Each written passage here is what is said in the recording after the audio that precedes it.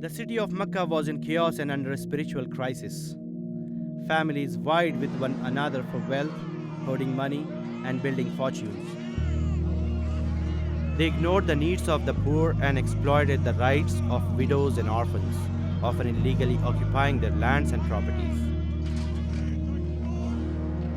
Slavery was a norm, and the tribes fought endless battles against each other for resources and cattle, leading to the political vendetta. Under such circumstances, the city of Mecca witnessed the birth of Prophet Muhammad, peace be upon him. Although young, Muhammad, peace be upon him, became an emblem of truth and justice. He empathized with the weaker sections of the society and helped the poor and the needy. He became a part of an alliance called Hilful Fudul. According to its agreement, members of the Arab tribes would collectively intervene to resolve conflicts to establish peace. Any wrongdoing would be unacceptable and justice shall be done. Muhammad, peace be upon him, adhered to the ideas of this alliance even later in his life. Seems to me that one of the most important things in his early teaching that isn't often talked about is the strong social justice message that he delivered. In Mecca of the time, there was an increasing separation between the haves and the have-nots. He insisted that this was not to be and that we should share the wealth, and it was this social justice message that I think that really got him a hearing among many of the folks. Due to his positive contributions to the society, Muhammad, peace be upon him, was given the titles Al-Sadiq, the truthful, and Al-Amin, the trustworthy. Once, on account of his quick thinking, he averted a major bloodshed by resolving a major dispute concerning as to who should place Kaaba's black stone on its wall. After a flash flood, the walls of Kaaba had become weak and hence were rebuilt. He placed the stone on a cloth and asked the members of each tribe to lift the cloth, while he himself fixed the black stone to its place. During a night in the month of Ramadan, Prophet Muhammad received the first revelation in cave Hira. Muhammad, peace be upon him, received the first revelation from Allah through angel Gabriel. Overwhelmed with fear, he came down the mountain trembling. And before that incident took place where the Prophet Muhammad, peace be upon him, received the first revelation from God, his wife Aisha, peace be upon her, may Allah be pleased with her, says that he developed a love for being alone. He developed a love for seclusion. So he used to go to the cave of Hira and he used to meditate and contemplate for weeks and sometimes months, trying to find peace, trying to find answers, trying to find that connection with God. And then finally, when the revelation came to him, it was so powerful that he truly did not know how to handle it. Then came Khadija, may God be pleased with her, the wife of the Prophet Muhammad, peace be upon him, who was there to reassure him. Now the words that Khadija said to the Prophet Muhammad, peace be upon him, were that, Wallahi la yukhzika Allahu abada, which means God will never disgrace you. God will never disgrace you. Now she then proceeds to give the Prophet Muhammad, peace be upon him, the reasons why God would never disgrace him. And I want you to think about this for a moment. When you think about religion, when you think about worship, and when you think of the effects of worship, why would God not disgrace you? She didn't say to him, it's because you've been praying and meditating for months and months and months and months. It's because you go stay in a mountain for all of these weeks and you isolate yourself and seclude yourself from the world. She said God would never disgrace you because you uphold the ties of kinship, because you are generous to the needy, because you take care of the poor and the orphan. So she started to mention some of his good to society, his character, peace be upon him. And in essence, this was the call of the Prophet Muhammad, peace be upon him, when he says that I was only sent to perfect good character. Muhammad, peace be upon him, first preached his message to his family members and gradually to his friends. It was after 3 years that Muhammad's prophethood became public, and as his message spread, the opposition and persecution of the tribal leaders of Makkah became aggressive. In spite of the brutalities, Muhammad, peace be upon him, and his followers remained patient and steadfast. I think if we just look to the Prophet, we have a model of how we should behave. always in Mecca, when his people were being persecuted and abused, he would keep his calm. He wouldn't allow himself to respond aggressively, even when he was physically abused and threatened in any way. Although Muhammad, peace be upon him, was facing fierce opposition, he continued to be an emblem of justice and trustworthiness throughout his lifetime, even amongst the disbelievers. Through all the years of his mission, he had continued to receive deposits from non-Muslim traders who went on dealing with him and wholly trusted him. Seeing a despairing and hostile situation in Mecca, Muhammad, peace be upon him, moved to Taif, a city 70 miles east of Mecca. Even there, he was physically and mentally abused, yet he remained patient and put his trust in Allah. Angel Gabriel came to him and asked him if people of Taif be crushed between two hills. But Muhammad, peace be upon him, pardoned them and told Gabriel that if Allah willed, their progeny would be Muslims. Now during this time, he decided to go to Ta'if, and when he went to Ta'if, the persecution increased and it continued, and the people actually lined up children and others and threw things at him, and even threw stones to such an extent that he was wounded and bleeding, and he was thrown out of the city in this type of humiliating way. Now you can imagine what he was going through at this point, and he went and he sat under the tree and he made a very powerful dua. And there's one aspect of that dua that I want to focus on. And this is the part of the dua where he says, إِن لَمْ تَكُمْ بِكَ غَضَبٌ عَلَيَّ فَلَا أُبَالِي. That if you are not displeased with me, then I don't mind. Now this is mind-blowing, because the Prophet ﷺ has been through so much at this point. He has been persecuted by his people, his wife has died, his uncle has died, and he's been thrown out of this city in such a humiliating way. And yet his number one concern is the displeasure of Allah subhanahu wa ta'ala. And he says that as long as Allah is not displeased with him, that he doesn't mind all the rest that happened to him. Now that is in and of itself such a testament, and it shows what the character of the Prophet ﷺ is, and it's an example for us because we also go through hardships, and this shows us what really, really matters, that any hardship that brings us closer to Allah subhanahu wa ta'ala is actually good for us.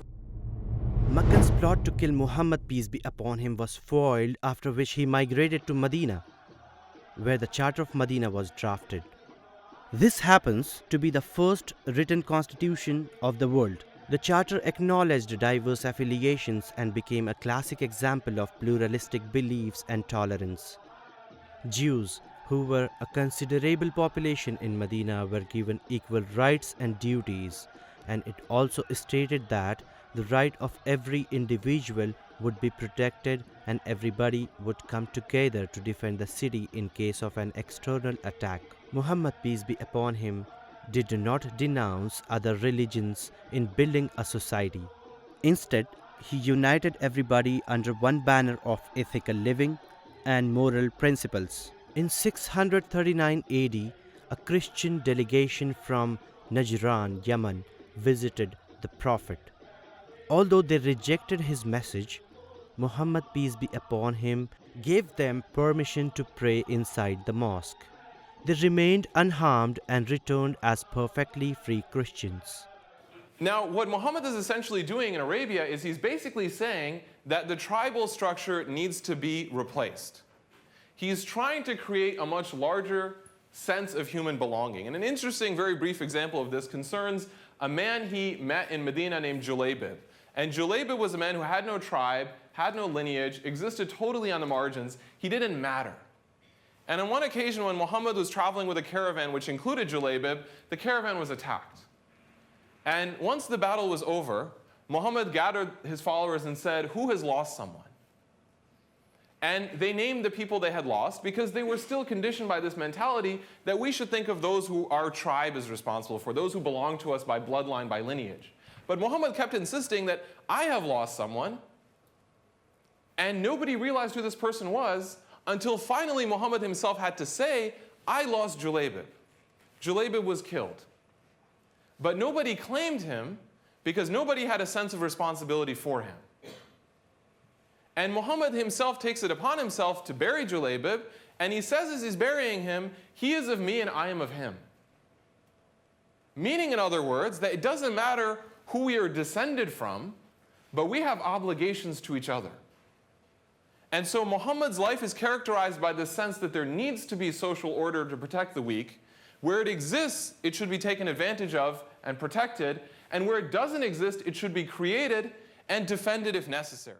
Muhammad, peace be upon him, ordered his followers to be kind towards the prisoners of war. After the Battle of Badr, the captives were given preference over the Prophet's companions in terms of food. As for the captives who couldn't afford to pay any ransom, each captive was asked to educate 10 persons of Medina city. Muhammad, peace be upon him, and his companions demonstrated the same kindness towards captives of almost all battles. The captives of the Battle of Hunain were even sheltered and were given new garments to wear.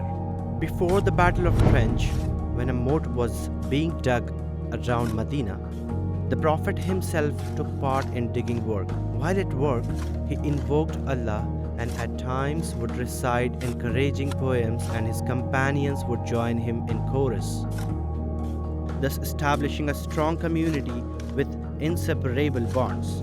He was the leader who remained within the community as any other common individual.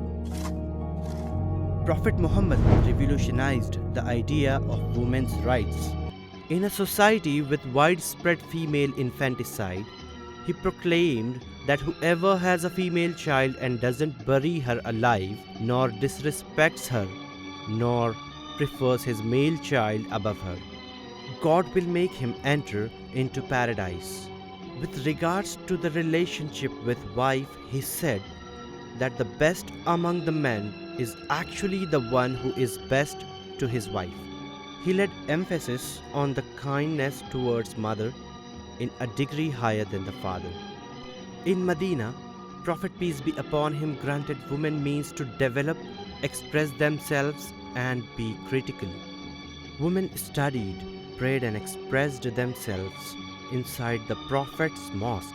At a later time in history, women addressed the Muslim Caliph and pointed out an error of judgment that he immediately acknowledged. Before the Prophet, peace be upon him, women didn't have a very good status in 7th century Arabia. They weren't treated as equals. Because of his intervention, women were allowed to inherit property, they were given rights, they were allowed to have an education.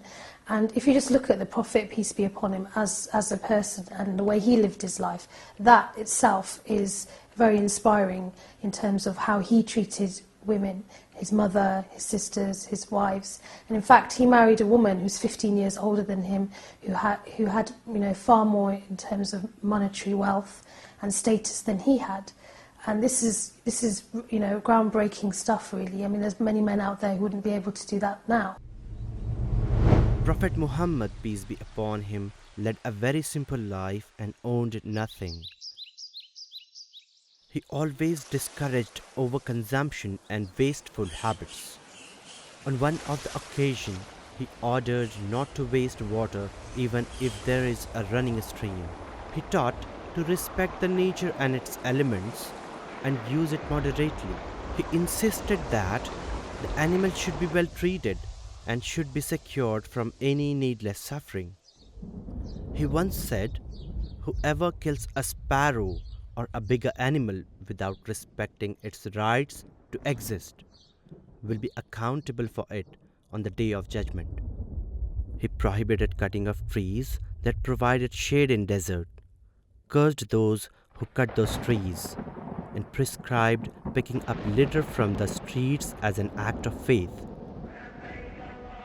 During the last Hajj of his life, the Prophet, peace be upon him, delivered an intense and powerful sermon at the heart of the pilgrimage. He said that all are equal in front of Allah. No Arab has any superiority over non-Arab, nor a non-Arab has any superiority over an Arab. Also, a white has no superiority over black, nor a black has any superiority over white, except by piety and good action. He reminded the people to take proper care of their wives and treat them with kindness.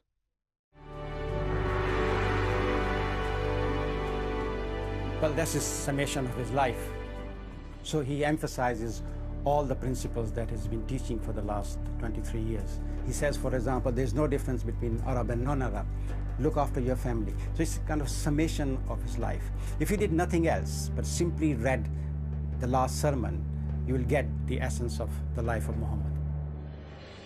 The Prophet's final sermon sets the agenda for modern, contemporary Muslim society. It shows where we've failed, and it shows where we have to try to get to. It sums up the transformative mission that was the life of the Prophet. The Prophet left the human world after fulfilling his mission. However, his message transformed and continues to transform the lives of billions of individuals.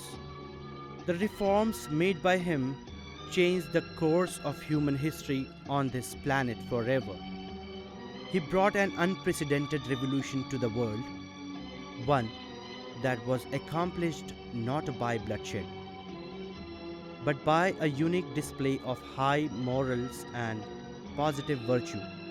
Having accomplished all this, he ensured that he doesn't end up getting worshipped. Rather, the one ever living God is worshipped till eternity.